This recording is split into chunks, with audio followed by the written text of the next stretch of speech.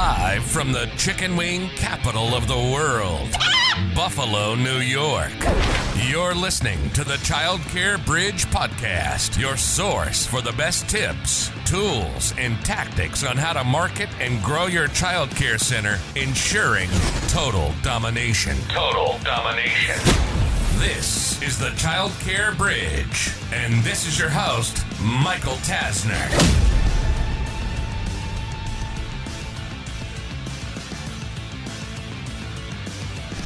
Hey there, and welcome to this week's episode of the Child Care Bridge. Today's topic is a concept of who, not how. So over the last couple of years, I have realized that I had a tendency to focus on the how. How do I accomplish XYZ? How do I fix that? How do we get that moving in the right direction? How do I improve our ads, our copy?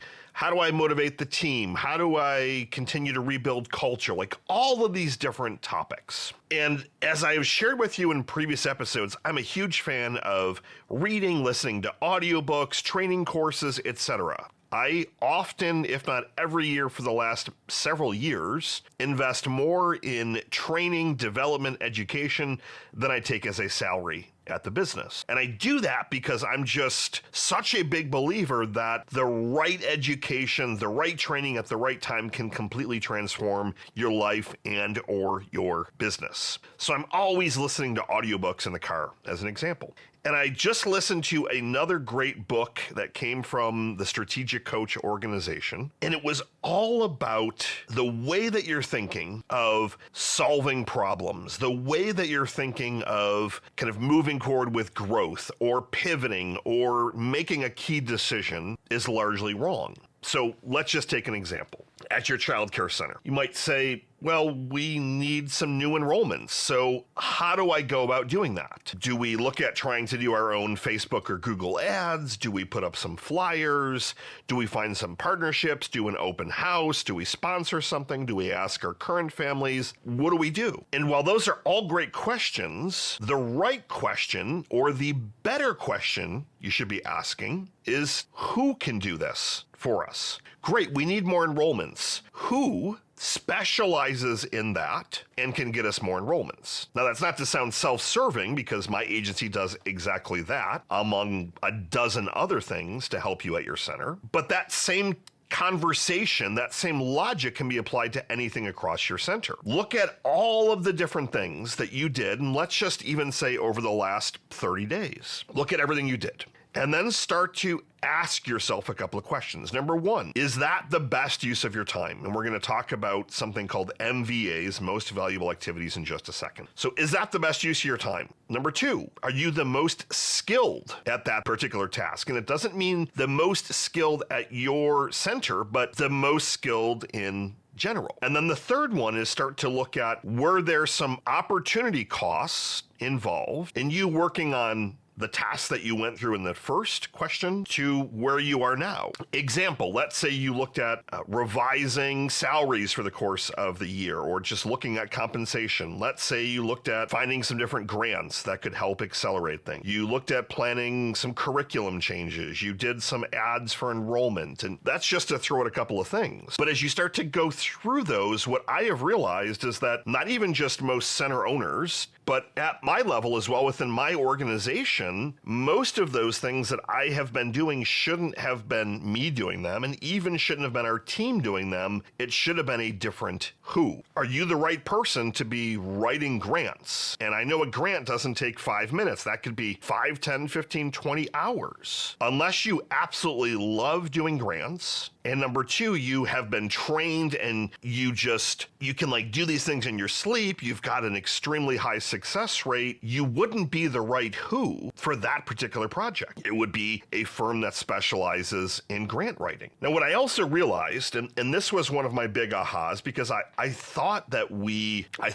I looked at it this way and our organization looked at it this way, but it wasn't factual. A lot of times I'll see my team as a cost, and someone will say, well, what's your overhead overhead look like? And well, we got these salaries and these and the graphic department and the web programming department and our call center and all these different departments. If I'm looking at things the right way, they're not costs to the business, they're investments. If you look at all the different people at your center, if you don't have the right ratios, you can't have the amount of enrollments that you currently have, or you'll have to send some families away. So how could you look at your team as a cost? Your team is an investment. And I know that a lot of the content that I've been putting out has been a lot more thinking content, but I'm in this like massive aha moment the last 90 days. And it's for me to get to the next level and in turn to be able to coach all of you, my listeners, and share from the battlefield. Like, this is what worked, this is what didn't work. It's my thinking that needs to change. It's not that I need to change every one of the actions that I'm doing and stop doing. I need to actually start thinking a bit differently about things. The first thing that I shared with you is this concept of 10x is easier than 2x. And that was a thinking exercise. You could say, well, if we were to 2x, we would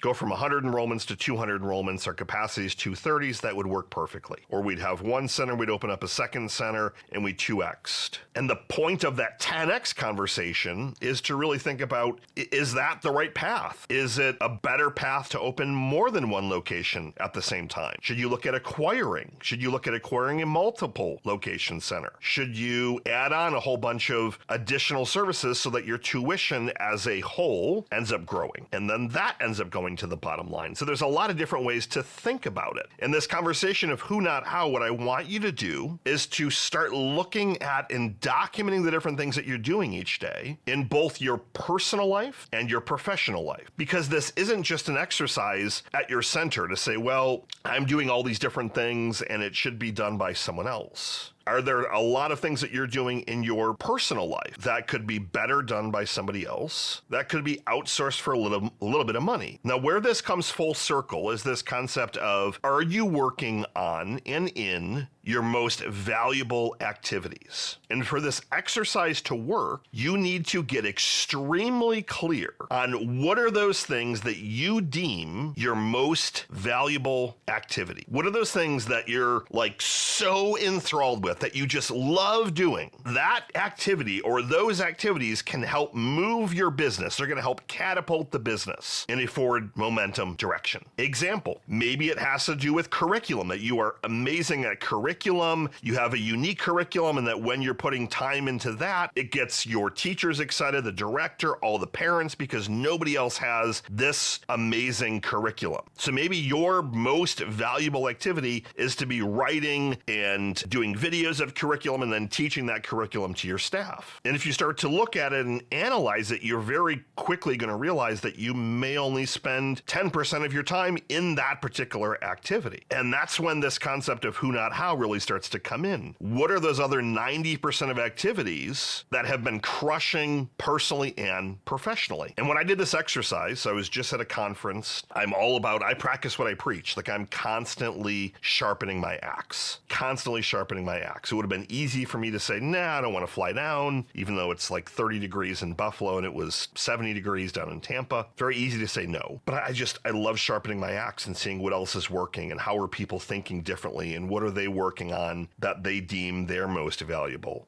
activities. But as I was flying back home to Buffalo earlier today, I started to write down some of the different things that were eating up my time, that I was the wrong who, but even more so, they were activities that I absolutely hated. Example, I've got some more travel for this year. And I realized that like in the evenings I was looking at flights, hotels, rental cars. And then I was overwhelming myself with, well, what flight should I take? Should I do this time, that amount of money? That hotel's a little nicer. I have points at this one. I was spending like 10, 15 hours for one particular trip. And I said, great, well, who could I delegate that to that is great at that activity, that I can get it done efficiently and swiftly? And that was an executive assistant. And about 6 months ago, I made the decision to not have an executive assistant. So that was one of my swift decisions this morning, was to look at rehiring and bringing on an executive assistant. So I am sharing this only to tell you that I make mistakes also. And I was looking at these as costs rather than investments. Like, oh, I don't need to spend the whatever, $50,000 a year, 40, whatever whatever the number is that you're going to end up paying on an executive assistant. I can do my own stuff. But then when I really looked at it, well, if I'm spending 20 hours a week on admin stuff, that's 20 hours a week that I can't be investing in my most valuable activities. And that's where that opportunity cost comes in. Well, what if I could have had another course done faster? What if I would have had the book done faster? And then on all those different projects, almost like an octopus, like you've got a couple different octopus hands all over the place, I started looking at all those other things that, well, if the book is taking me forever, who could help me get that done quicker? Who could help me move that needle? Who could help me with the course? Do I have someone internally? Do I need to outsource it to someone? So our focus for the first quarter is to look at what additional who's do we need to bring in full time and what who's can we leverage over the next 90 days to accelerate. So my challenge to you is if there are some projects that have been stalled, if there are some things that you know that you're doing that you're not the expert in. I have never met a center owner in my 20-year career that should be doing their own digital marketing ever. Like it just doesn't happen. Unless you have your own agency like mine and you're spending, 50 hours a week learning about this stuff all the time, you're typically better suited driving the organization, driving the culture, selling the vision, marketing the business as a whole to the community and to your staff and to the parents, not getting in the weeds writing ad copy for a Facebook ad. So I want you to look at all the different areas that you're investing time in and starting to look at what's one or two of those that you could find a better who for that could move that project to completion. Because as you start to then stack things, you stack a win, a win, a win, a win. Yes, you're going to invest a little bit more money, but you're going to be moving so much quicker towards your goals. Something might take you 6 months. Maybe it's going to take you a year to launch, to rebuild your own website. I've never met a center owner that should be doing their own website, as an example. That could take you 6 months or a year, or you could have a company like ours do it in 2 weeks. What's that opportunity cost? And it's all about rethinking